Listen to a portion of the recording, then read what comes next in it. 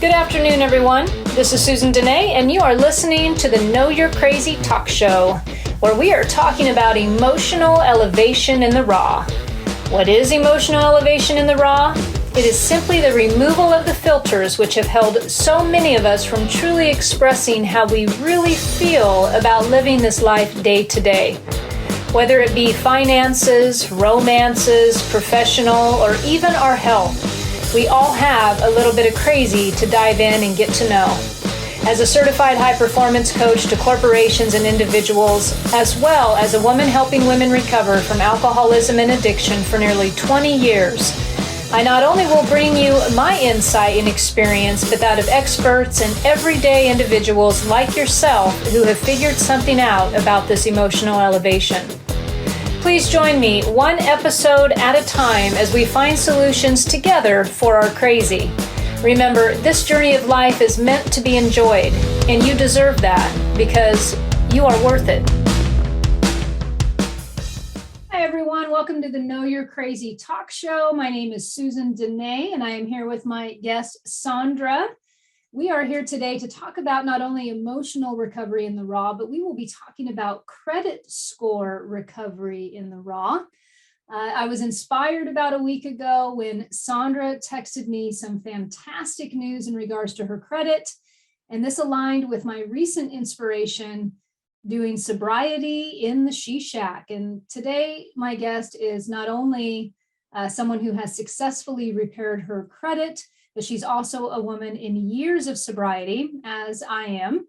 And so today, between my 20 years clean and how many years you got? 7.5. 7.5 years clean, we're going to bring some of our expertise tidbits of how to restore your credit. Not only have I been helping women recover from alcoholism and addiction for 20 years, I also have been in the world of debt collection for nearly 25 years. So I have collected it, I've taught it, I've trained it, I've spoke about it, I've marketed it, all of the above. And in the world of recovery, I have always been very open about that aspect of my life. Although I'm not actively in that career anymore, I still do business consultations with the accounts receivable parts of that. Having said that, over the years, I have been asked numerous times by folks in recovery, how do I reestablish my credit? Where do I start? Sondra is a perfect example of somebody who not only came to me years ago to have this discussion, but then successfully implemented strategies on her end to make it happen. And I wanted to have her on the show today so that she can share her experience with us. And then we will be giving feedback to all of you who are watching, whether or not you're in recovery from addiction and alcoholism, or maybe you're just in recovery from life. Perhaps you're wanting to reestablish your credit. That's why you're tuned in today. Hopefully, we're going to have some information that's going to help you on your way with that process. All right, so should we get started? Yeah, let's do it. All right, so what I'm going to do first is, Sondra, I'm just going to ask you, tell us a little bit about your story. Sure. And how you got to that point of asking me, what do I got to do? Absolutely. I don't know that my story is unique, but it's a little bit long. I experimented with drugs and alcohol early in my teens.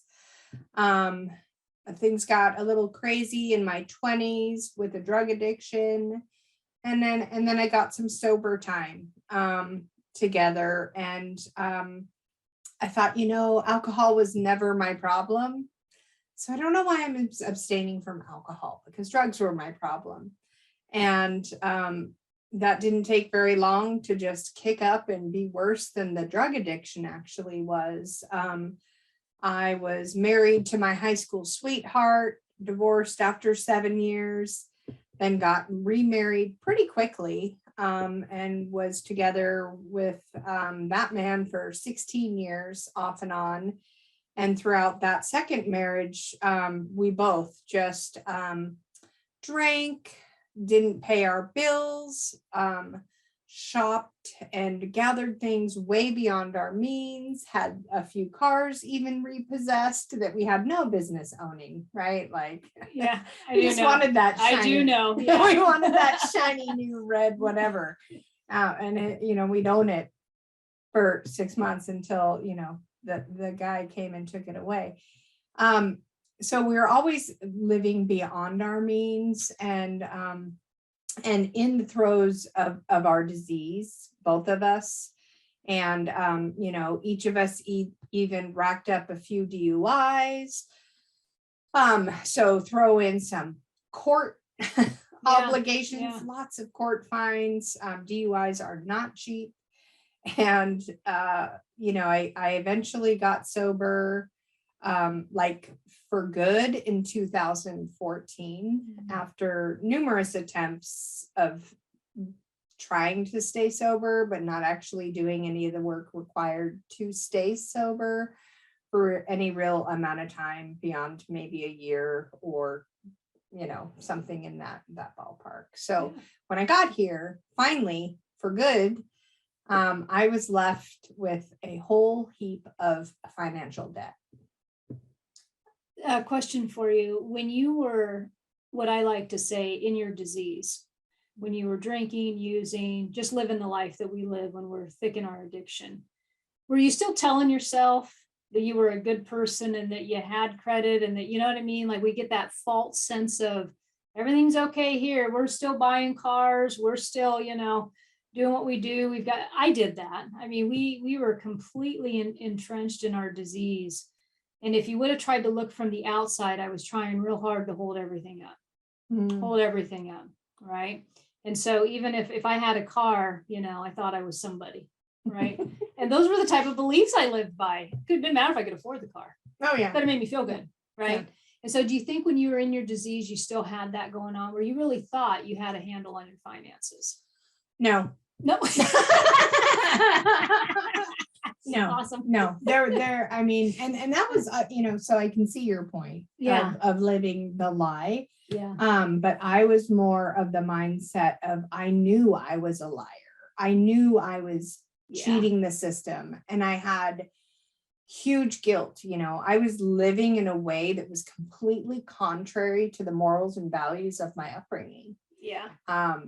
And, I liked at the time to blame my significant other because he was so irresponsible, and he was. Yeah. But so was I. And more than anything, like, I allowed it to happen.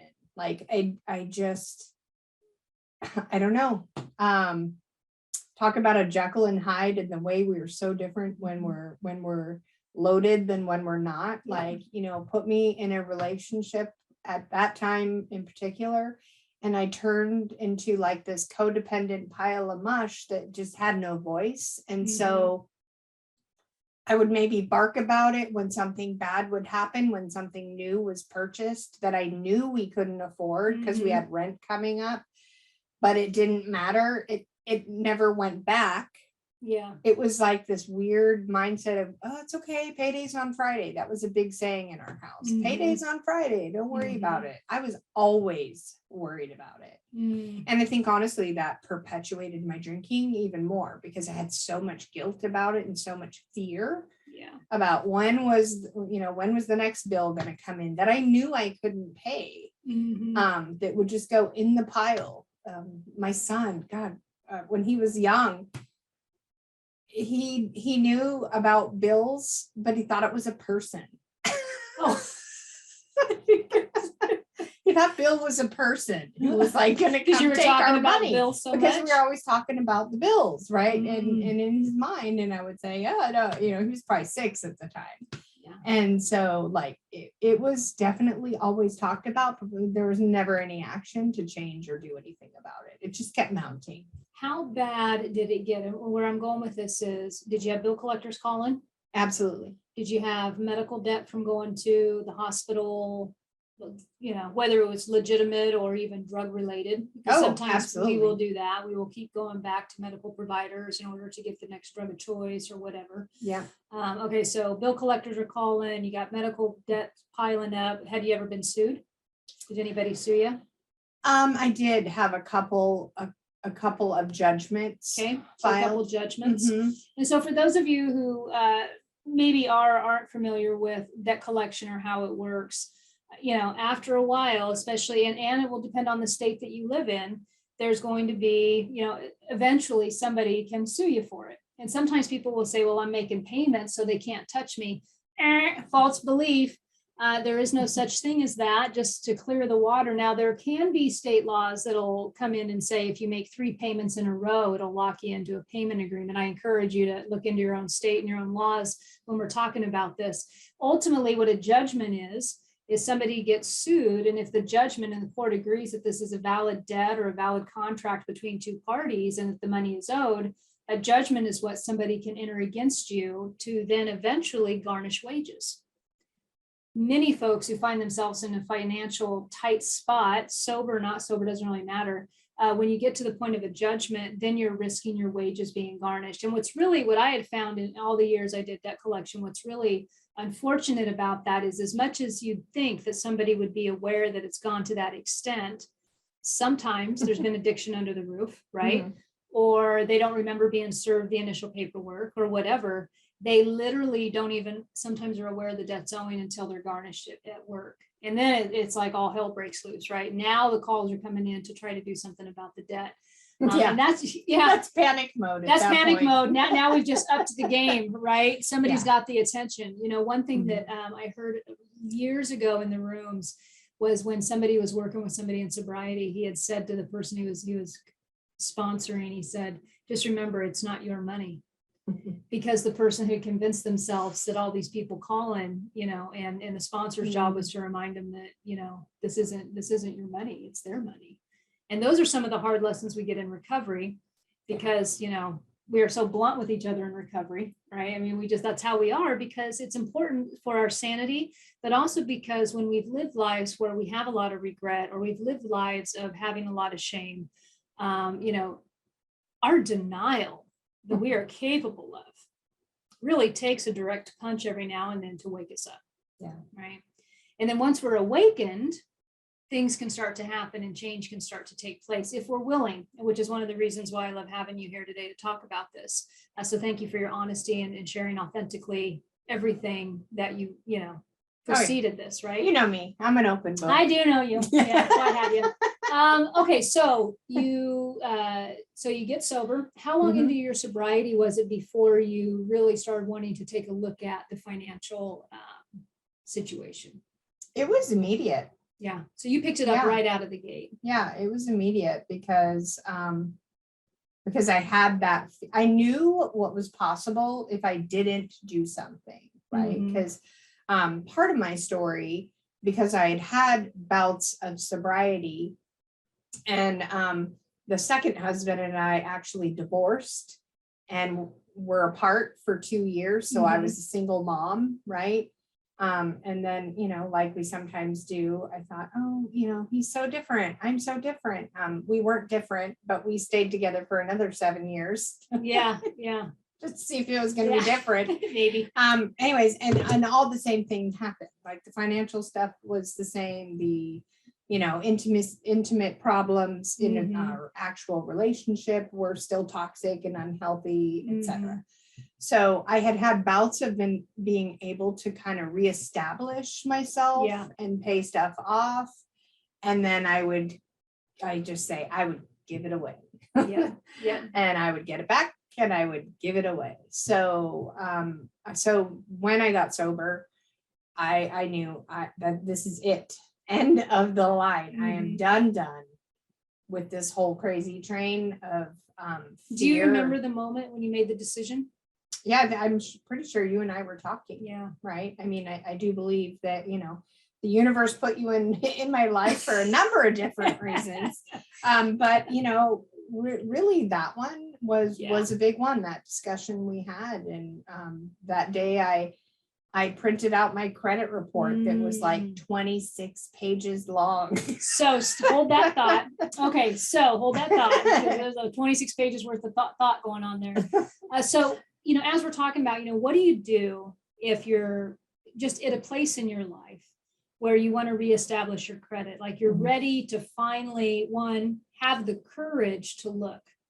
Yeah. I once was working with a woman who was just buried in medical debt. just buried in medical debt. And what happens is what can happen with somebody when that occurs, there are so many bills coming into the mailbox that they become hopeless, overwhelmed. And it's a state of mind where the pile just keeps getting worse, especially with medical debt, because of all the different avenues of medical debt, whether it's insurance billing or whether it's, just don't have the money, or there's a third party liability form that needs filled out. I mean, there's all these different avenues of getting medical debt paid. But I was, as I worked with her, what I could find is it literally was like almost like an addiction in itself, putting the bills to the side. You can throw them away. And then they don't even. Yes. They don't even exist. And then there's no, yeah, that's right. That's exactly what I'm talking about. So if somebody is past that point and they're tired of throwing the bills in the trash and they're tired of opening the mailbox with no solution, and every time they open it, they're fearful of what's going to be in there. I mean, that's how bad it can get, right? Like you're dreading even looking in the mailbox, but they're past that point, and now they've gotten to where they're ready to take action. What in the very first thing you said you did was you pulled your credit report. Yeah. How did you do that? Where did you go? I think it still exists. Annualcreditreport.com is free to the best of my knowledge. It's still free. Yeah. And you can get all three credit bureaus because they don't always mirror each other. That was one thing that I already knew. And became abundantly clear that of the three credit bureaus, not every debtor reports to all three. Yep. And so I'm going to clean this up just a little bit because those are fantastic points to make. So you've got three credit reporting agencies. You've got TransUnion, you've got Equifax, and you have Experian. I don't know if there's another one out there anymore or not, but those are the main three that when you're looking to pull your credit, or if a car company or a finance company goes to pull your credit, they're going to one of those three credit reporting agencies. And then there can be some theory behind which one reports more critically than others and which one has the easier way to get your score lifted. And I know you've probably experienced this. It is different. It can be different. But that's what you're saying is you had all three credit reports pulled. And so when you go online and you find a free website to do this, and I believe the government also has options to do this for free. After the show, I'll do some research online. Maybe we can post some links to the show so that folks can go in there, maybe look into that if that's what they're choosing to do. But you run your credit, and pretty much you're probably going to enter in your name, your date of birth, maybe your address, and most importantly, your social security number is most likely going to be required. So FYI, make sure that wherever you're running it online is a trusted source. Yeah. But you run your credit, and what you'll find is each of these credit reporting agencies may report differently, right? So TransUnion might not report as much information as Equifax. And Experian, I always found Equifax to be the very kind of the hardest one, like, the most strict. And TransUnion was kind of like the easy one. And Experian was like right in the middle. I don't know what your experience has been, but that was kind of what I always seem to come across. Yeah. But then you said not everybody reports to the same bureaus. That is correct. That is correct. And I personally know this, working for an agency and agencies over those 25 years of debt collection, that we didn't always use three. We only used one. Because there's what's called the Fair Credit Reporting, and it's very strict with what you can and cannot, in the auditing that takes place of the company. So why is that important to know? Well, you don't want to miss one. There you go. I really wanted to be able to turn over every ugly rock that may be laying down there and uncover. I needed to know all the facts. Yeah. I'm a huge fact person, and I wanted to know exactly what I was dealing with. Good, bad, or ugly, right? Yeah. Like, I just needed all the information, so I then knew where to start. Yeah. Which I really didn't know where to start. That's where you helped me. And that's where we sat down. Yeah. Yeah. And what do you remember from that first conversation that we had? I think the thing that sticks out the most for me was understanding which debts not to pay and which debts to focus on.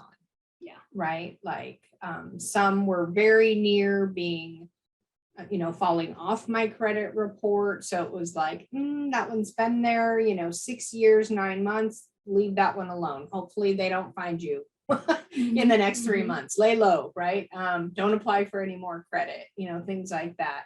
Yeah. And then of course it was literally just what was the total. And if I recall, I want to say the total was around 30,000. So it wasn't like a huge amount. But it is when when you don't have any income and you're starting over. Let's be fair. My addiction and my disease took me so low that I was living in an Oxford house. And what is Oxford? Oxford is a shared living, sober living environment. So I would, I had basically like burned every bridge. I was not working, and it was December-ish, and nobody was hiring. Like, I was going in the field that I work in, I was going on all these job interviews. I had never not gotten a job like right away. And I was humbled quite quickly. I could not find anything. And because of where I was living in this sober living house, you had to have a job in 30 days. So the pressure was on. So on day 30, because I still didn't have a job, I had to walk my happy ass up to McDonald's. And why were you walking? And because I didn't have a car, because I also didn't have a driver's license because of my DUI. So I was in my mid 40s, no car, living in Oxford, working at McDonald's. Yeah. And I am totally saying, the reason I'm having you give that experience is because so many people can create the idea that I'm too old. I don't have a way to get to the job. Yeah. I can't afford to live on my own. And we're talking about Oxford, which is sober living, which is really, it's a fantastic program where people getting sober can go and live for, anywhere, I don't know, $400 to $600 a month, a room to rent. And they provide boundaries for the newly recovered addict and alcoholic. It forces people to learn how to be in relationship with roommates, how to contribute to the household, how to be accountable to meetings. I mean, it's a fantastic program. And it's usually never preferred by anybody because nobody wants to go do that, right? Especially a woman in her 40s. It's like, I avoided it. Yeah, and you had an extensive professional past at the time prior to all of this. I mean, you traveled for work, you taught, you did all kinds of amazing things, and then you find yourself in this scenario. So when you're saying you were humbled, that all this past experience really didn't matter, and so you're waking up from the storm. And you're in Oxford, you do have your sobriety, which is why, it's a blessing, but you're in Oxford and you're finding that I have to walk to go to fast food in my mid 40s. Not that there's anything wrong with working for McDonald's.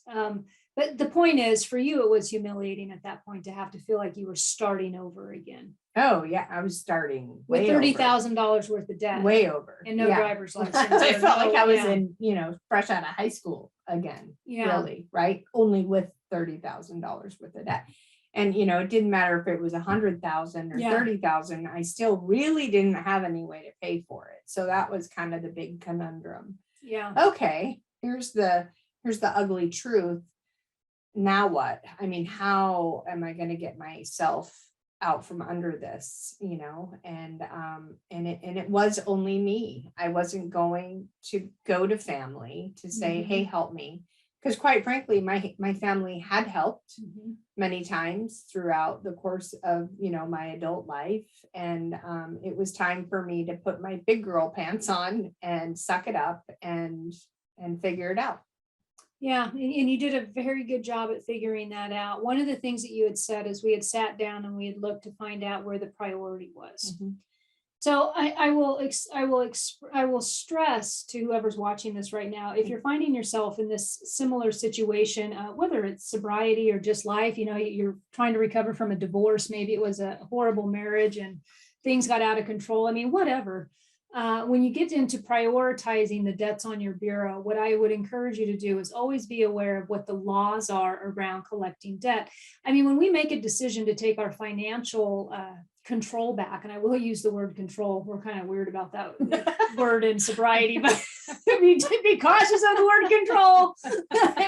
but I will say sometimes when we're taking our power back in regards to our finances, it takes a lot of action and it takes a lot of determination to do that. And so why do I express that? Because you have to become educated. And the beautiful thing about the internet and how easy information is today is that it's at your fingertips. If you really want to know what the laws are in your state regarding collections, you can Google that. We live in the Northwest. And so in the Northwest, there are a lot of programs for people who have found themselves in these type of situations, especially if it's medical debt or low income. And I'm sure there's probably programs for people in recovery, all these different options out there. But what you're saying is for you, you decided, I'm going to take this and I'm going to be responsible for my part in this. And I'm just going to fix it and I'm going to figure it out. Correct. So we go through and we prioritize. Yeah. And I'm sure I was educating you on what the statutes are in regards to debt and what restarts a debt for the time frame in which it's owed. Yeah. You know, some bills, I'm going to talk very general here. Some bills, if it's been owing for, let's say, 4 years and your statute in your state may be 5 years, if you make a payment on that debt, it will restart that clock. Don't do that. To start owing it for another 5. And so depending on where that's at on the priority scale, that may not be the most strategic plan in the beginning. I'm just saying, I mean, we're going to talk real here. I'm not going to BS anybody. I mean, this is really what we're talking about because you have to start somewhere and you got to educate yourself on what you're looking at on the bureau. So, okay. So we prioritize everything. And then what'd you do? What'd you do after that? I made a budget. I really had to literally get out and, create an Excel document and create a budget and see, okay, based on what my income is, what amount of that, what is the bare minimum I can get by living on. Right. And so therefore, how much extra do I have to come to the table to the, 2 or 3 creditors that I was going to actually make contact with and arrange payment terms or ask to make payment terms with. So I think that was the most important thing was create a budget. Create a budget. Yeah. And you're using a realistic budget. A realistic, yeah. Very good. Very good. So realistic budget, but within that realistic budget, there's still a willingness to put down which creditors you're going after first to make that phone call. Yeah. And to do what you got to do. So, and if the word Excel spreadsheet scares you, pen and paper's fine too. Yes. I'm telling you, income, X amount, keep it simple. I mean, that was one of the things, even in all the years when I did debt collection work on the phone with customers, well over 15, 20 years of that. The one thing I would always do when somebody was asking for payments is I would take them in a summary of income versus expenses because they just don't look at it because they don't want to look at it. Right. Oh, for sure. And so usually what will happen is we look at it when we want something. Yeah. Right. Yeah. Can I afford this new car? Yes. No, but I'm at the dealership and they won't give me a car. They say I've got 20 things on my credit. Now I'm calling, but they never have really looked at it. And so you have to look at the income versus expenses and keep it realistic. I am interested. How did it feel when you had to start calling the collectors? You mentioned like hopeless and whatnot. I was afraid, right? I was afraid they were going to say no. I was afraid they were going to yell at me. No, I'm glad you're talking about this because I was afraid they were going to somehow like take all my money, not just what I could afford, and guilt. Yeah. I one of my go-to emotions with my, years of research into myself, self-awareness is, guilt is one of my go-to emotions for whatever reason. It's another show. But I felt afraid and guilty. I would say are the 2 strongest emotions. How many of us go shopping and spend too much and then have an emotional hangover afterwards and feel guilty? Yeah. I mean, we can all relate to that, well, unless finances isn't your thing or you've never been here before, maybe you can't relate to it, which is good for you. Honestly, seriously, but for some people, guilt is something they just carry along with their finances constantly feeling guilty, or constantly, should I buy this? Should I not buy this? In and out, right? Like just this constant mind game that's always occupying some space that they're never truly free of their finances. Their finances control them versus them having power over their finances. Right. Right. So we're going to talk a little bit more about that when we return. I'm going to ask her questions about those phone calls that she made to the bill collectors, how it went for her, what her experience was with that. I'm going to give my insight about that, being an ex-bill collector for many, many years and taking those calls on the other end. That might be interesting for you to hear. And then we're going to just talk a little bit about the psychology and more steps that she did, really, the steps that she took. Because, once you pull the credit and you take a look at it and then you do your budget, now you're calling bill collectors. And then what? What comes after that? So we're going to take a break. Thank you for watching Know You're Crazy, Emotional Recovery in the Raw. We will be back to talk more about credit score recovery. If you are looking to get a hold of me, you can do that at my website at susandenee.com, Facebook Susan Denee, Instagram Susan Denee, DM me, whatever. All right, we'll be back shortly. Thanks.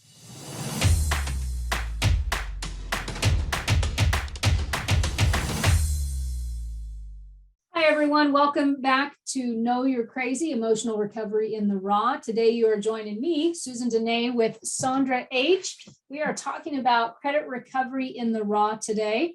Sondra has a fantastic story of taking her credit score, raising it by the hundreds, which we actually got to get into that, about the numbers that you went from here to there, because that was the fantastic text message I got a week ago, which was just beautiful. So we left off the first half of the segment. I always kind of like to review a little bit of what we talked about. We talked about, one, the story, what got you there. Then we talked about the very first steps to take, which is pulling your credit report. We covered that there's three main credit reporting agencies: Equifax, Experian, and TransUnion. Sondra made sure that she said, you got to check all three because you might miss something, because not everybody reports to the same bureaus, and something to always take into consideration. And some are easier for a higher score than others when it comes to those three bureaus. And then we talked about setting a budget, the importance of setting a budget and keeping it simple, and really taking a look at, what bills are going to come first. We also talked about strategy when looking at the credit bureau. Some bills might be ready to be written off, which means by state law, they're no longer legally owing. And whether or not you want to restart that clock or not, you might want to prioritize those differently, make a different strategy when confronting those, because that will help clean up the credit faster. And then we talked right before we went to break. I just said, we pull the credit report, you set the budget, you prioritize which ones to pay, and you start paying. But then, you got to call the bill collectors. That's where I wanted to go. You got to call the bill collectors. So can you share with us some of your experience with calling the bill collectors? Because I know that is a very scary place for people. And I've been the bill collector. I was going to say, of course you do. Yeah. And I've been the bill collector, and I can also, I'll try not to take up too much space with that, but I think people are probably pretty curious around some of those calls. But also just the change in mentality in the whole collection agency industry that's been taking place since 2008, but we'll get more into that. But for you, what was your experience with the bill collectors? What did you find? You hit on it a little bit, the fear, the worry, scare they were going to yell at you. I mean, because I've had those experiences in the past, but because I had made a budget, and because I knew, according to the credit report, what my debt owed was, and I did go after the newest debts, because I knew that those were going to sit there for 7 years in the state of Washington, 7.5 years, or if it's medical, 6.5, whatever. Again, like you said, every state's different. So Google it. So I knew which ones I was going to go after, but I also knew I couldn't let them tell me how much I was going to pay, because I had a budget and I had a plan. However, I didn't want to come in sounding like a bully, right? So I basically I was very honest, which was foreign at that time to me. To come to the person that I owe money to and say, look, I want to make good on this debt, but here's the deal. Like, I'm in my 40s, but I am working at McDonald's. I am living in a sober house. I only have so much money. What can I do to make good on this debt? And I was honestly shocked. I don't really remember anybody being rude to me or condescending. Like, they were just, I think, maybe amazed and possibly grateful, and that, it was a refreshing change from maybe the typical call they get, where people are defensive and denying and coming up with excuses why we can't pay. I did, right? I was that person. And so the people I called were very receptive to my offers. I do remember a couple that, kind of tried to push back, and at that point I just was like, okay, well then I guess we're done. Right. I'm not making payment arrangements with you, no deal or deal. And then hung up. And if I remember correctly, most of them would usually come around. And it was like buying a car, right? Like, you give an offer and you walk off the lot, and then the car lot calls you back a couple of days later. Okay, fine, we'll sell it to you for that much. Same kind of deal, right? There is and I'll jump in on that just real quick, because I can give you the bill collector perspective on that. So there is a strategy when you're a bill collector and you're working on the phones. I think it's like, trying to remember the statistic. Let's say you get 10 bills turned over to you for collection. It's a super low percentage as far as which ones will actually pay the bill once they reach that level. I'm probably going to hammer the heck out of this percentage. Some expert in the field will correct me probably, but I want to say it's something little like 20%, if that will actually pay. So you are right in the fact that as a bill collector, if my job is to move money and I get somebody who calls in who's willing, one, I'm representing my client. So whether that's a credit card company, it could be anybody who hires a collection agency, a hospital, heating, air conditioning place, it doesn't really matter. I represent the client. Some clients, when they turn accounts over to collections, will have criteria that they want adhered to. Other clients, likely medical debt, sometimes is a little bit more flexible, unless it's a really high balance, and there's a lot more that can go into that. But usually medical debt can be pretty lenient, especially in the state of Washington. I will say that. Very consumer advocate here in Washington state. But anyway, so there's strategy on the bill collector side. So you are correct. If I've got somebody who was calling in to make a payment, but I didn't feel I could meet it, or I didn't feel that was a good deal, and later on, it's the end of the month and I'm trying to hit a quota, I may call you up and find out if you want to make a good faith payment. That's very true. That's very true. And on the flip side of that, I would also suggest exactly what you did to somebody. If they said, well, I called and they wouldn't, I have a budget. And if I was coaching you or, consulting you on turning the credit around, I would say, then don't make a deal that day. Stick to your plan. The other thing that came to mind for me when you were sharing was you never brought a victim into the conversation. No.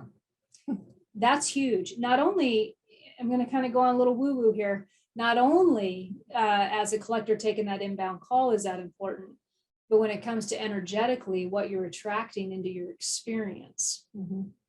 Yeah.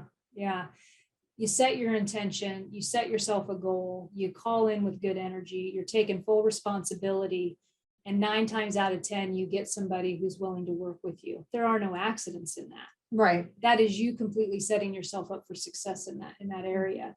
And I just want to point that out, because sometimes we can get real excited about a problem that we're going to solve, but we're still carrying this thing that somebody owes us something, or we're carrying fear into it. And then we're wondering why the outcome continues to be shit. Well, there's a lot to be said for that. Right. That was a tangent. So now we're going to come back. Just had to acknowledge it. It was so obvious to me when you were sharing, like, I mean, here you are, barely affording, this place you live in. You're at a job that you don't make as much money as you used to. You've got $30,000 worth of debt, which is going to mean multiple creditors, probably judgments and medical debt and everything. And you're calling in with this tiny budget, what felt tiny probably at the time compared to $30,000. And yet you rarely run into anybody who wouldn't work with you. Right. And the honesty piece of that is huge too. And really putting it out there. One thing as a bill collector for me, when I saw somebody had actually done the homework before they called me, and they didn't call me, and take this into account if you're dealing with collection agencies, I'm human too on the other end of that phone. So if you call me yelling at me, or you call me accusing me of doing something to you, and I don't know you, but you're calling me because you want something and I can't act fast enough for you, and now you're calling me names because of that. Yeah. That's a real hard one to work with. And there's all kinds of gray area in between there. But the fact that you brought such good energy into the conversation, responsibility, went a long way in dealing with debt collectors, because we're human too. Sure. We're human too. Okay, so there's that. So those are the collection calls that you had to deal with. And so now you've got a couple payment plans going, you're starting to pay back the debt. What was it like for you?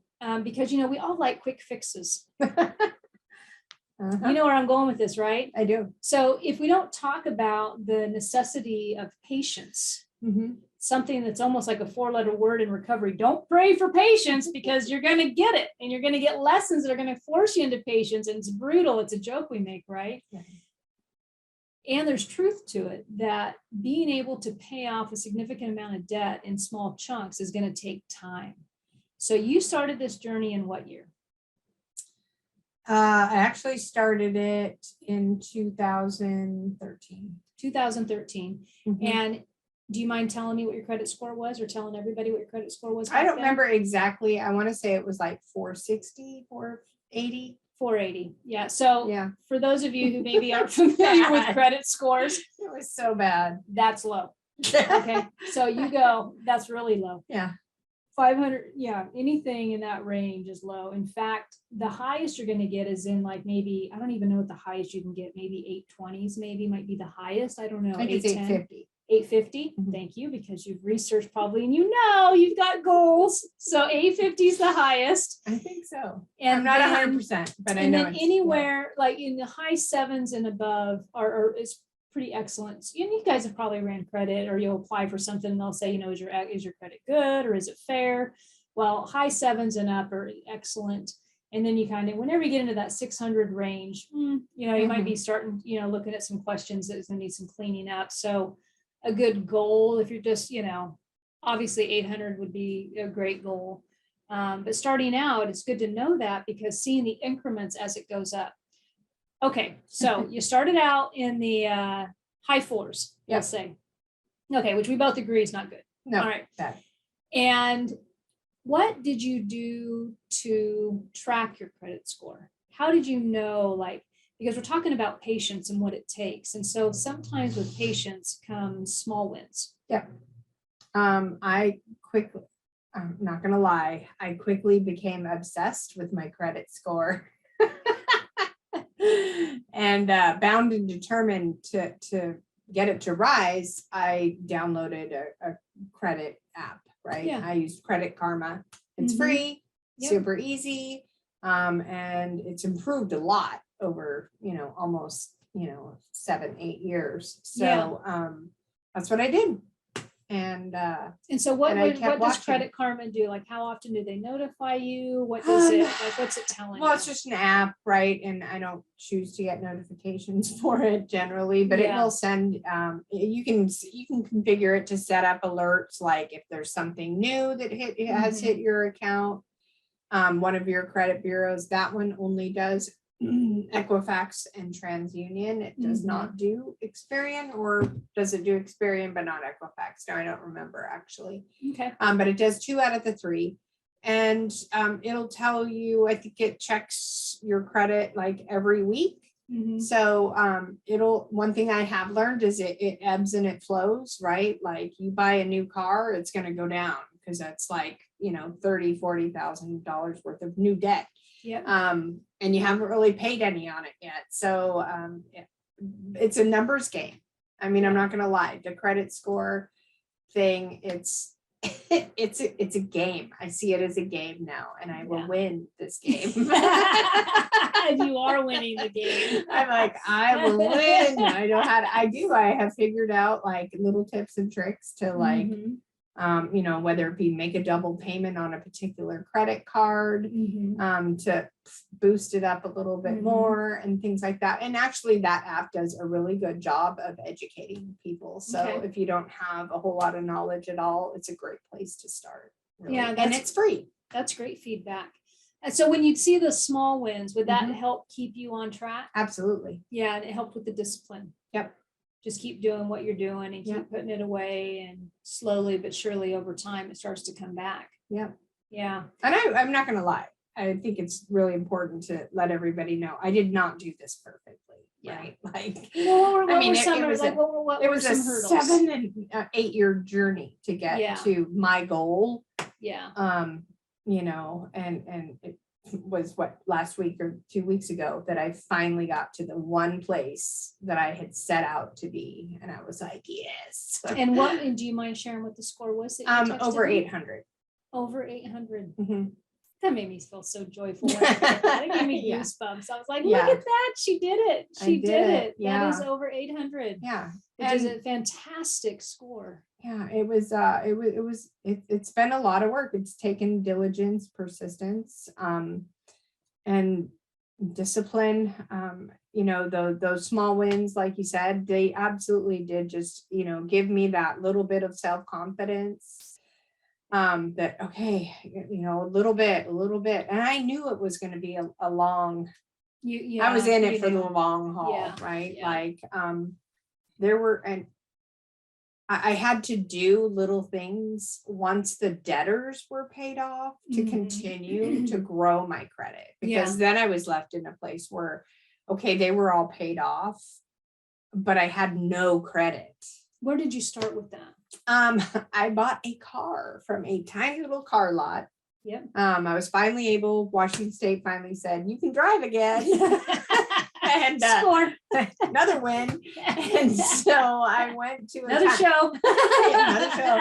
I went to a little tiny car lot. Found myself a little Toyota Corolla, I think it was decent, like $6,000, but the interest rate was 29.99% because that's all I could get with basically no credit.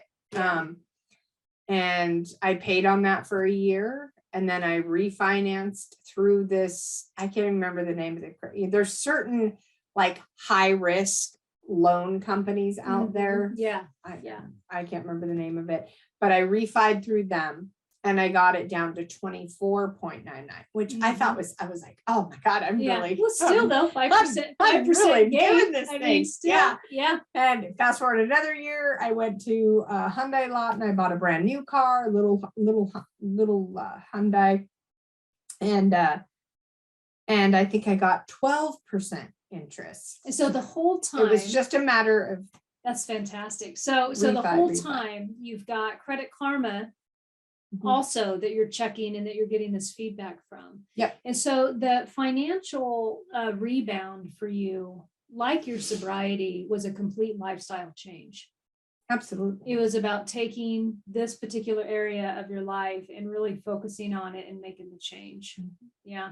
We're going to share more on that. We're going to go take another quick break. We're going to come back and we're going to talk about lifestyle change when it comes to financially resetting, in particular in regards to your credit. And I'm sure I'll come up with something more to add to that from my experience. So if you'd like to get a hold of me, go to the website, susandenee.com or Susan Denee on Facebook or Instagram. Shoot me a message. I'd be more than happy to answer questions if you have any on this topic or pretty much anything else. So we'll see you here in a bit.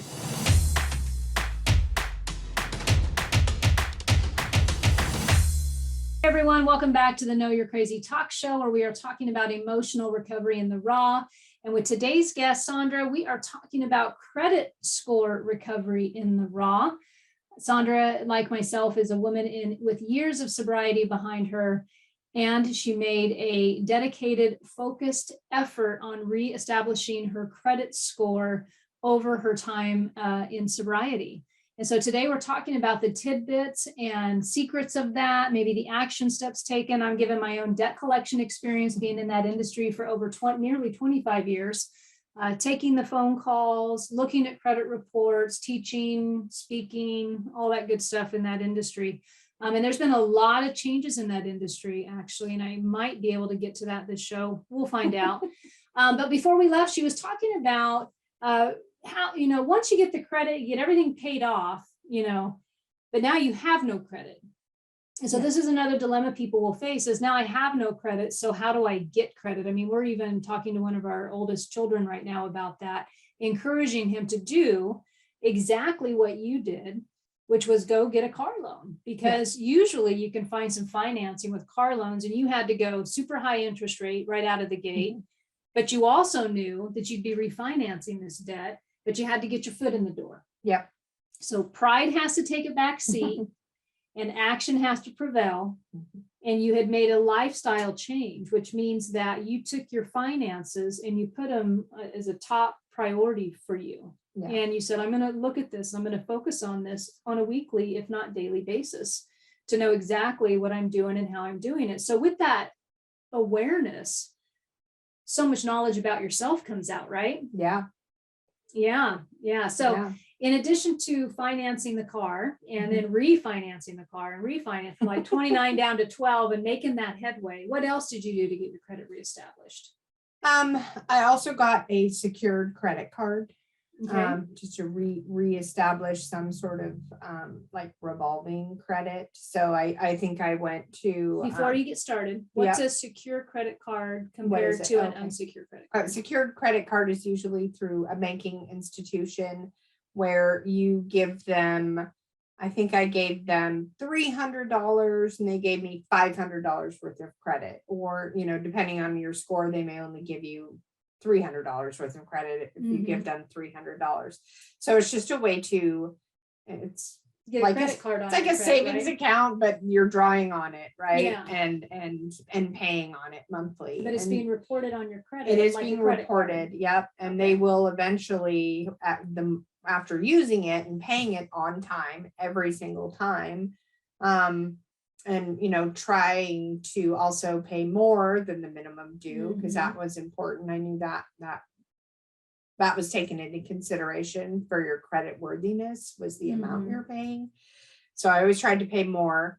And then I started going after department store credit cards, because they, I think, are the next easiest to get. Like, I think my very first card was a Macy's credit card or something. Do you know what mine was? Remember. I just have to throw this out there. JCPenney? Montgomery Ward. Oh, okay. Do you remember Montgomery Ward? I do.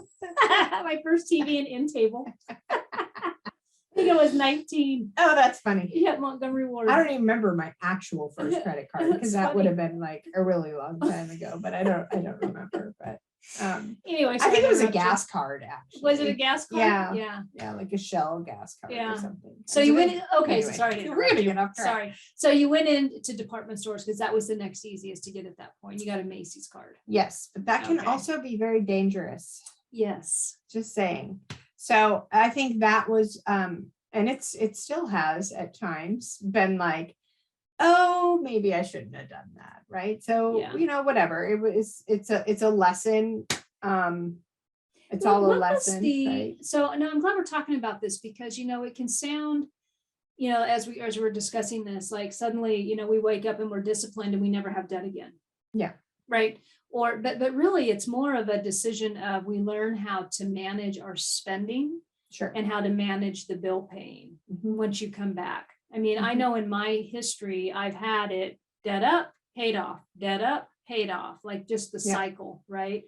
But it never went to the past due phase anymore. But there was definitely, within your time of reestablishing your credit, I'm sure you've still had roller coaster moments. When I bought my place, I bought a condo, and I wanted the condo needs furniture. I wanted everything right now. It needed to be perfect. And I had quite a few credit cards. And I had quite a bit of credit established by then, right? This was fast forward, I was 5 years sober, and that summer I bought a house, right? Yeah. So I needed stuff. Yeah. So I thought, but what's funny about that though is, I panicked a little bit, and then I was like, oh wait, I could pay all this interest off here, there, other things. Mhm. What is a different, oh, I could probably consolidate all that debt, right? And just get like a separate loan to pay all those credit cards off, Yeah. which is exactly what I did. So, but that's based on my knowledge of credit and Yeah. the things that are available to me. And then because of the fact that I had established credit, and that my credit score was going up at a rate that obviously a bank would say, okay, she's obviously going to pay this, you know. Yeah. And it wasn't a huge loan. I think I took out a $16,000 loan to pay off everything, like literally everything I owed was paid off. Yeah. And so now I have that at a much, it's like I don't even know, 5% interest as opposed to 28.3% interest, right? Yeah. Like it doesn't take a rocket scientist to figure out like that's a better idea. Yeah. Yeah. But, you know, had I couldn't have even done that in early recovery. Yeah. That was never even an option. So did you find that with that one time when you got the credit cards back up there, were you ever scared that it would go back? Yeah. I was just in panic mode. Like, oh my God, right? Like, this is not okay. Shame on you. You know better, right? Yeah. And so, And so you just tackled fixed it again. Yeah. You tackled it again. I You did. tackled it again. And so that kind of gets me into the next area. Oh, you know, we're getting so close to the record. I'm afraid if I open up another area, we're not going to finish in time. So I'm not going to. I'm going to pause on that. I will tell you there's going to be so much more to talk about, though, when it comes to doing this. But as a real quick rehab, okay, or rehash, not rehab. So not again. No more rehab. No. Okay. Make the decision to look at your credit. Make the decision.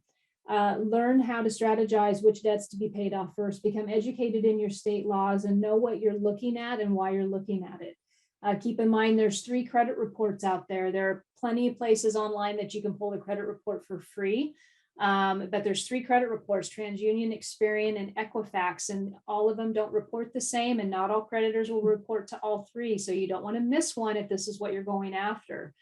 Next was do a budget. Make a budget. Be simple about it. You're going to have to look at it at some point. Make your budget and then strategize which bills are going to come first, and carry the appropriate energy into the phone call with the bill collectors. Do the best you can with that. Remember that the bill collectors are people on the other end of the phone also. Personal opinion, you're not always going to have all nice bill collectors, just the way that rolls.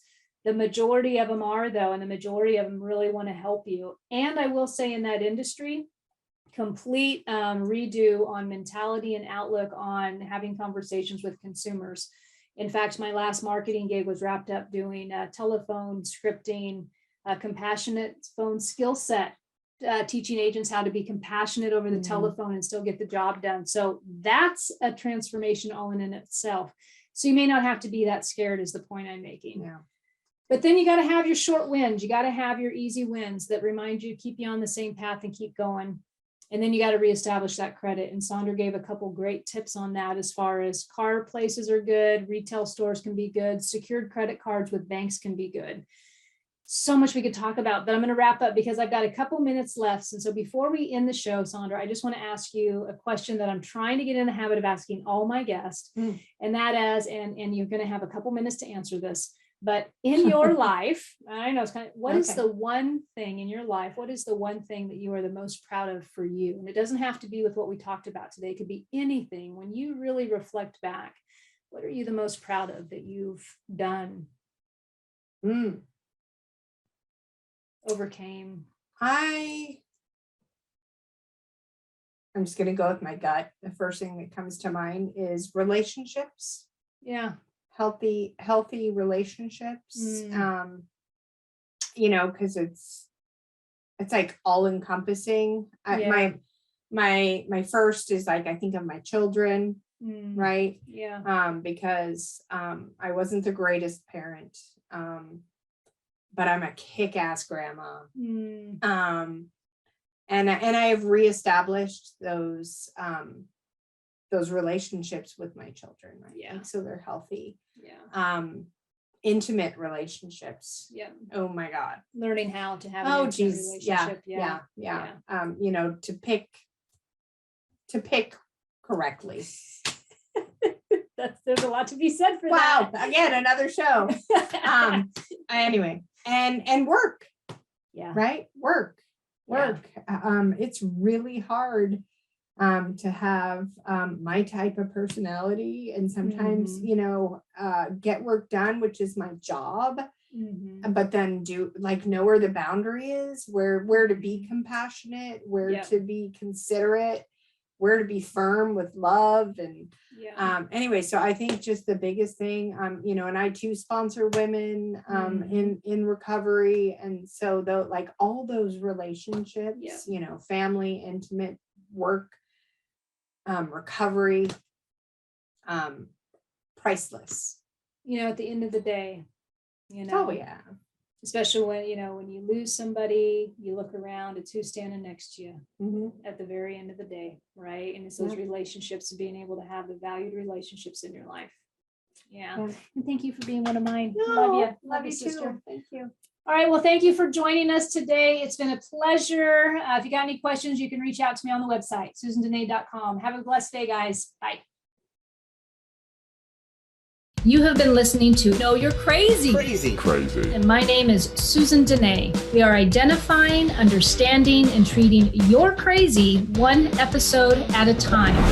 Tune in to transformationtalkradio.com. To connect with me or Growth Spurt Your Life, please visit susandenee.com. That's Susan Denee, DENEE.com.